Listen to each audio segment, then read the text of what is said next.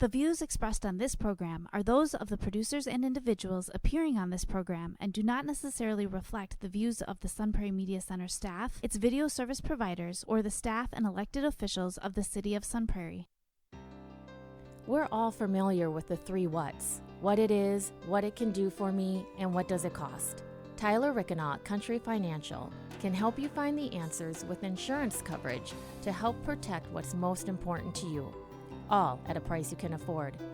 So while you're juggling work and kids while trying to keep an eye on your financial future, Tyler Rickenaugh, Country Financial, will make sure they are the first ones there when you need them most. The kids are back to school, and your schedule is busier than ever. From daycare pickup, doctor's appointments, sports, and college tuition, a parent's signature is a powerful thing. Have you ever stopped to think, what would happen if you weren't able to provide one? With thoughtful estate planning, you can make sure that your child's health and education needs are met in the event of your absence due to a temporary incapacity or even death. The estate planning team at Hurley Burrish is here to help. Fostering deeper relationships, influencing behavior change, developing resilience. You're about to start winning. Here is your host, Christine Bright. Welcome to Parenting Game. I am so glad you are here. This is the second part in our Getting Your Child Ready for College series. And one thing parents don't often think about is that their college student can be a target of cybercrime. I had a great conversation with Ken and Jolleen from KEBE Technologies on how parents can protect their children. Ken, Jolleen, thank you so much for being here. I was still looking for a third guest when you guys spoke at the chamber, and we got on this topic about college students are being targeted for cybercrime. Never was in my thought or purview, and I am so glad that you guys decided to come on, to have this conversation. I think the biggest thing that's a little bit scary about it is without having this conversation with their student ahead of time, it might be way too late. Like a lot of red flags may have been missed before, oh my goodness, you've been a victim of cybercrime. But before we get into that, just share a little bit about your family. Jolleen, we'll have you go first. Sure. I have two boys. They were college age quite a while ago. They are now 36 and 34, but they're fantastic men, and I think it's great when your kids grow up and you know that they're people that even if they weren't related to you, you would still want them in their lives, in your life, and yeah, they're my kids and best friends, and I really adore them. Adult children are a lot of fun. While you were raising two boys, now how many years are difference between the two? They are 2 years, 1 month apart. Ooh, okay, Yep. So you had your hands full. Yep. While you were parenting, did you ever have like a parenting aha where you realized, ooh, I'm kind of parenting like this and it's not the best and I need to switch course? So many times. But I think one of the big ones for me was, when they hit their teen years, and you know how they sometimes just really aren't inclined to listen to you. But, I just had the moment of thinking, it's like, I remember when I was this age and I literally didn't care much for what my parents thought either. And then just had the thought of like, well, what would have gotten me to listen to them?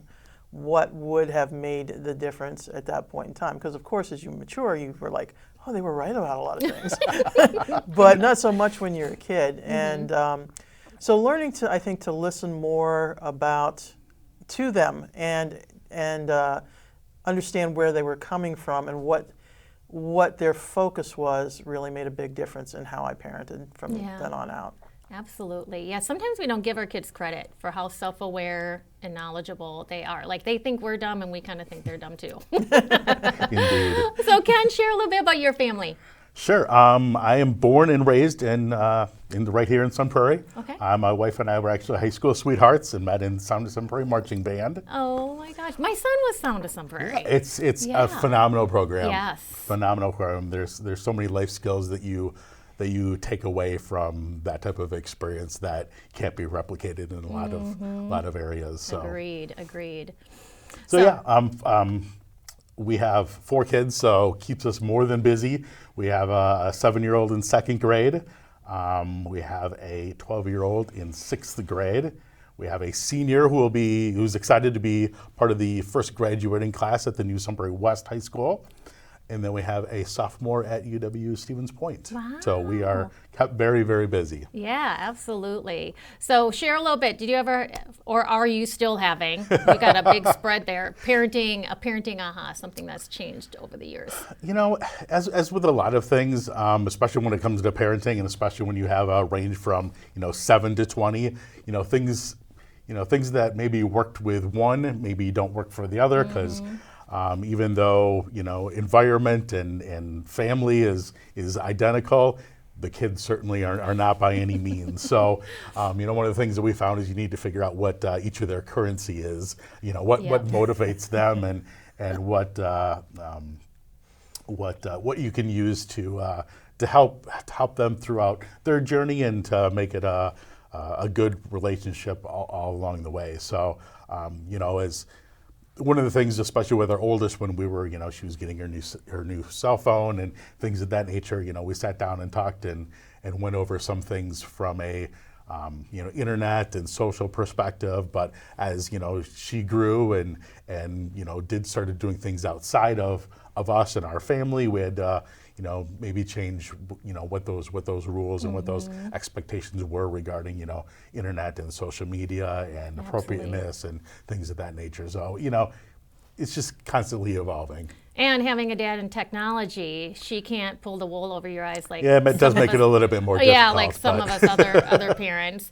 So KEBE started in 2018 right here in Sun Prairie. Correct. I initially would always say KEBE. I thought it was initials, and then you kindly corrected me, and it's a very sweet story on the name of the business. So go ahead and share that. Sure. So when I thought about starting the business, obviously one of the important things is what are we going to name it? So after much thought and discussion and whatever, it ended up being KEBE, which is my first name is Ken, obviously, and my wife's first name is Becky. So first 2 of my name, first 2 of her name, together we have KEBE. That is very sweet. I like that. Well, let's go ahead now and jump into what our discussion was going to be today. And I think one of the biggest reasons why parents don't think to have a conversation about cybercrime with their college kid is because we think they have no assets. I mean, they're just not an attractive target, but that is not the case. So share with us why parents need to have this conversation and why college kids are becoming a target. Sure. As most of us with college, or either with college-age students or interacting with college-age students, they love to share, love to be on their phones, and social media technology is right at their fingertips. It's because of that naivety and their willingness to share information that in a lot of ways causes them to be more of a target than other demographics. The other thing that a lot of college kids aren't aware of or think is important at that stage in their life is their credit. So a lot of college age students, it's not something that they're regularly checking or looking at, and to cyber criminals, somebody with a fresh and clean credit report is pretty, looks pretty good to them. Mm-hmm. Yeah, that I was reading up on that, and that's something we always think like they're going in and they want bank accounts so they can draw money out.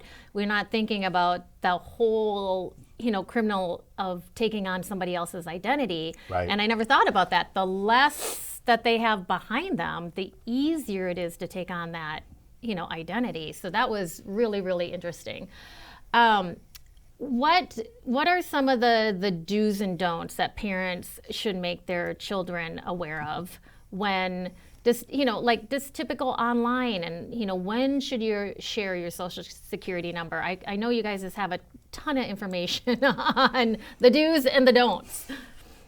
I think that, there's a few ground rules that, that we offer to businesses that also apply to kids. But I think initially with kids, the thing that you really want to tell them is never, unless it's something that they've actually planned to go and do. So normally I recommend to most people that they have 3 email addresses. And so for college students, this would be their personal email. It can be a Gmail or a Hotmail account or whatever, their school email, and then a third one that is basically an email that they use to inquire about things or sign up for things that they may or may not want, they want to just try out or anything like that.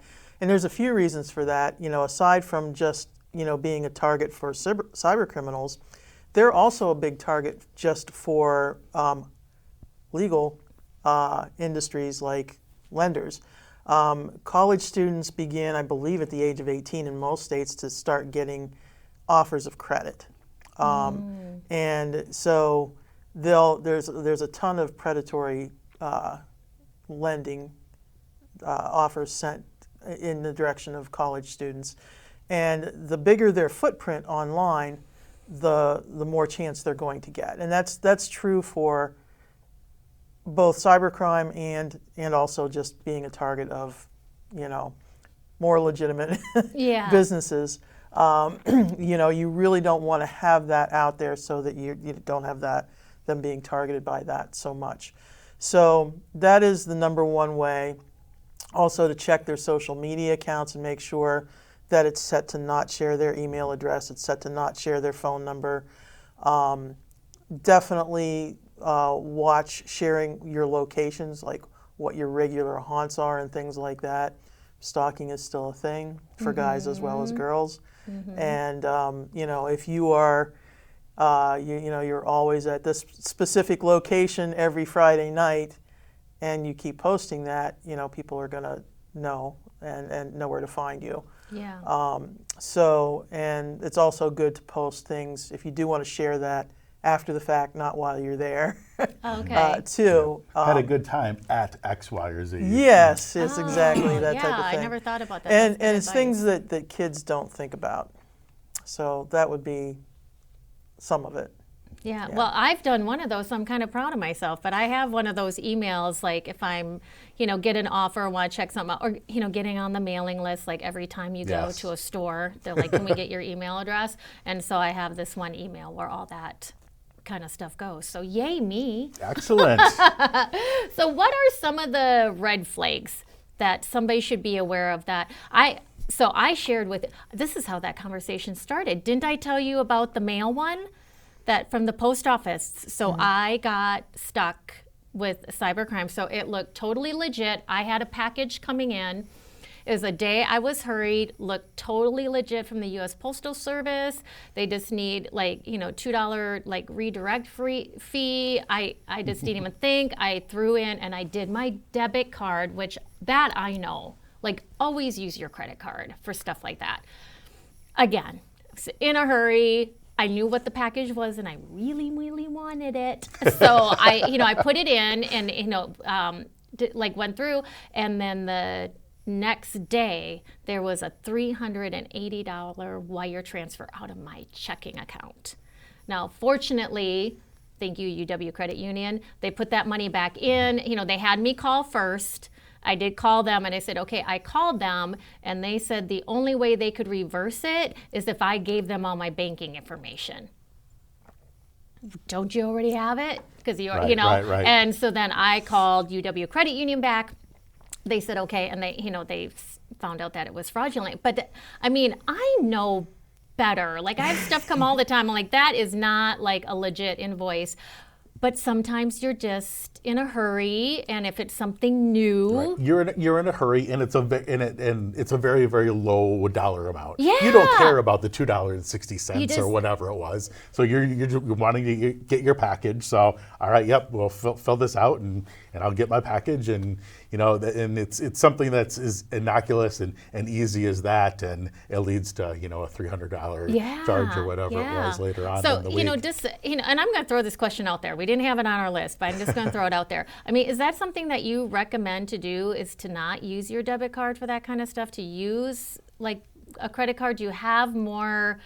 What do I want to say? Not more security, but more protection when you use a credit card over the debit. That used to be the case, but it is no longer the case. Okay. Now most of the debit cards are backed by either MasterCard or Visa.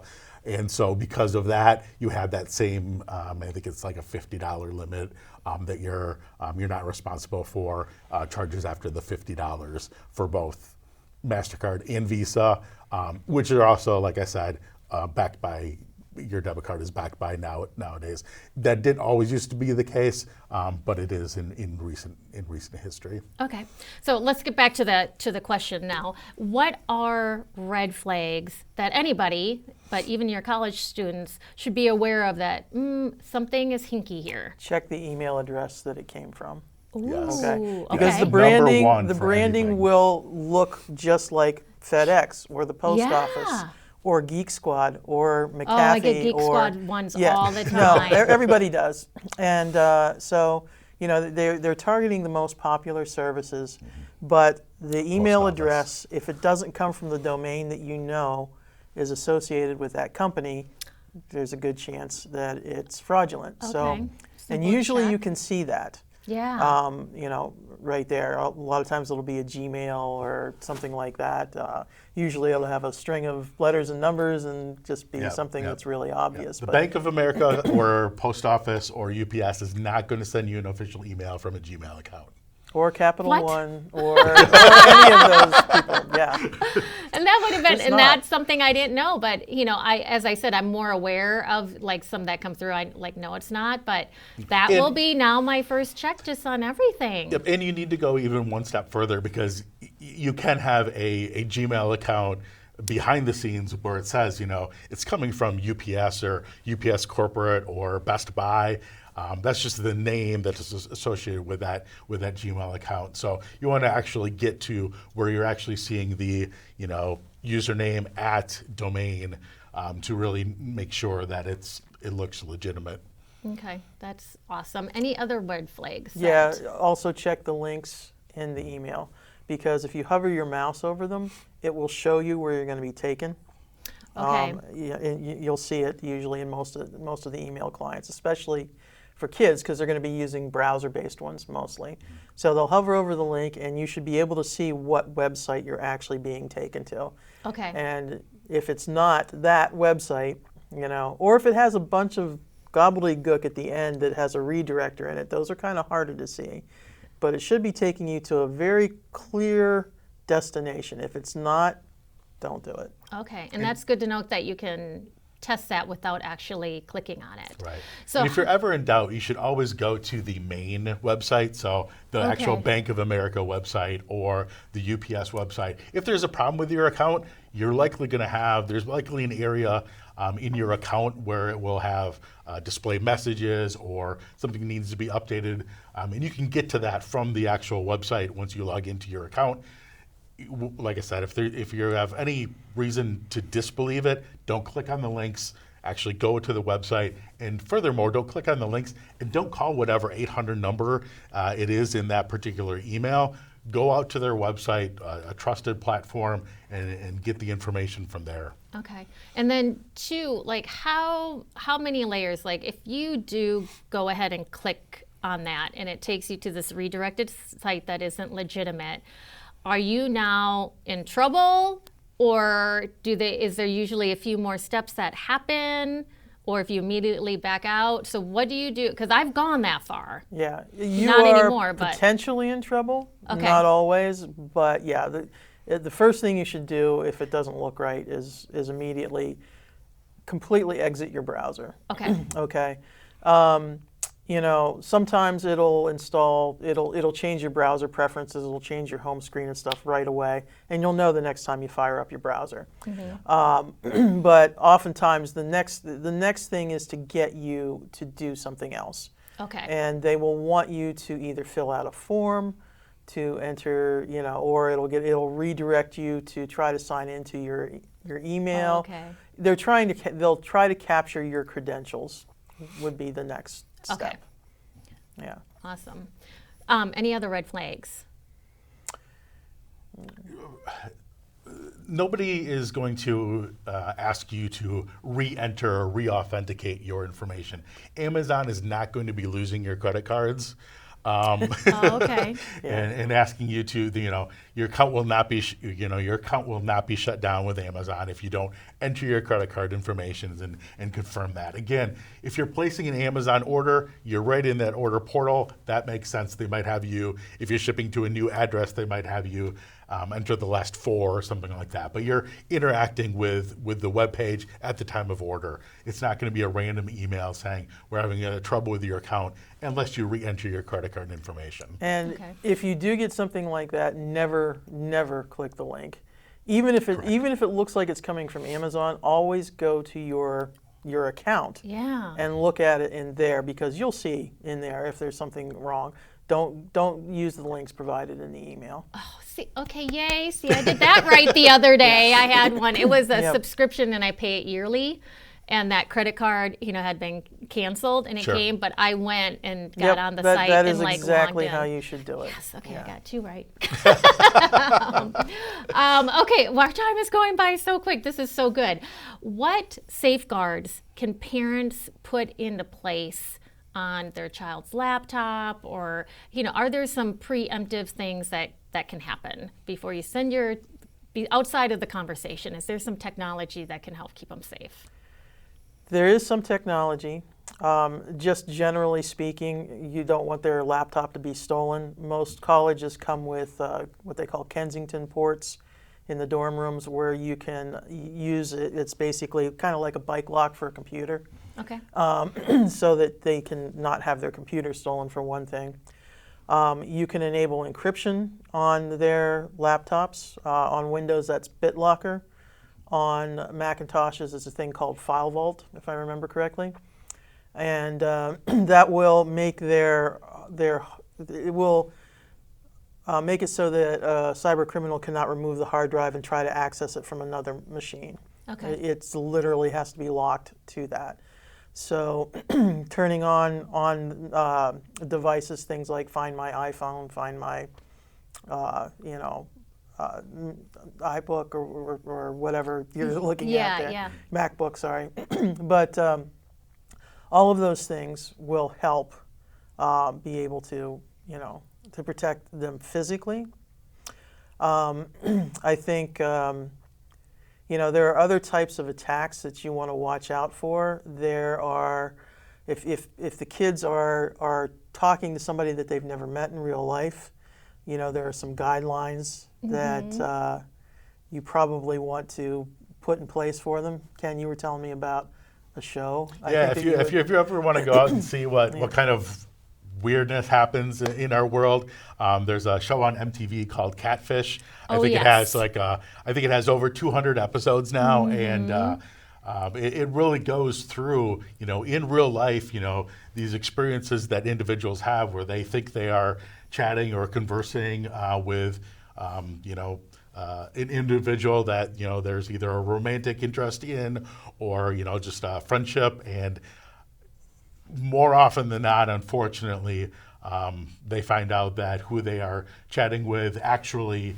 is definitely not who they pictured or how that person was portrayed to them.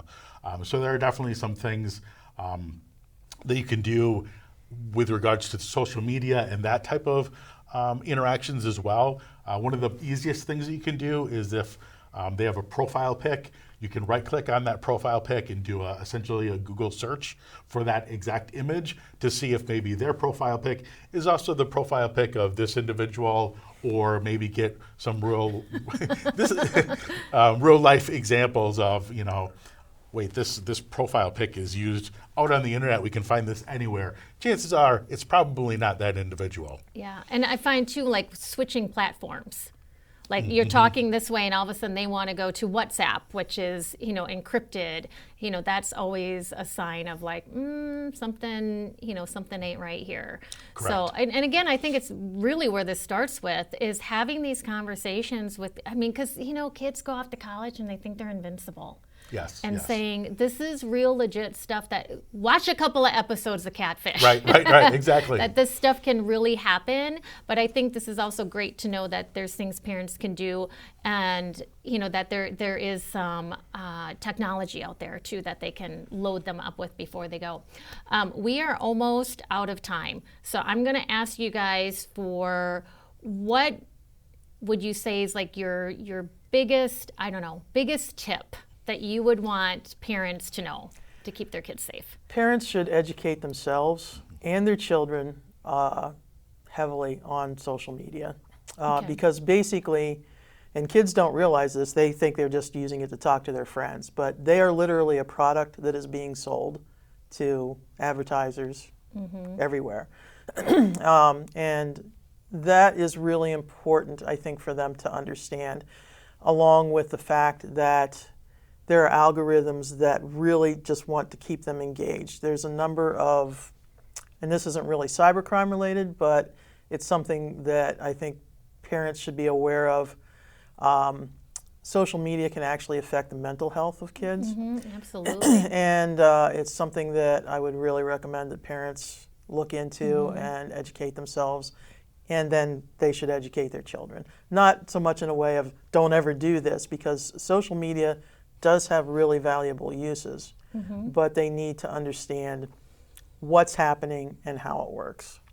Excellent. Thank you guys so much. I know this is going to help so many parents, so I really appreciate you guys being here. And I thank you for tuning in to the Parenting Game. We're all familiar with the 3 whats: what it is, what it can do for me, and what does it cost.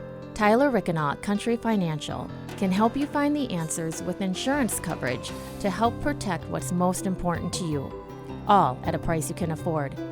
So while you're juggling work and kids while trying to keep an eye on your financial future, Tyler Rickenaugh, Country Financial, will make sure they are the first ones there when you need them most. The kids are back to school, and your schedule is busier than ever. From daycare pickup, doctor's appointments, sports, and college tuition, a parent's signature is a powerful thing. Have you ever stopped to think, what would happen if you weren't able to provide one? With thoughtful estate planning, you can make sure that your child's health and education needs are met in the event of your absence due to a temporary incapacity or even death. The estate planning team at Hurley Burrish is here to help. Thank you for watching The Parenting Game. All episodes of The Parenting Game are available on demand at sunprairiemediacenter.com.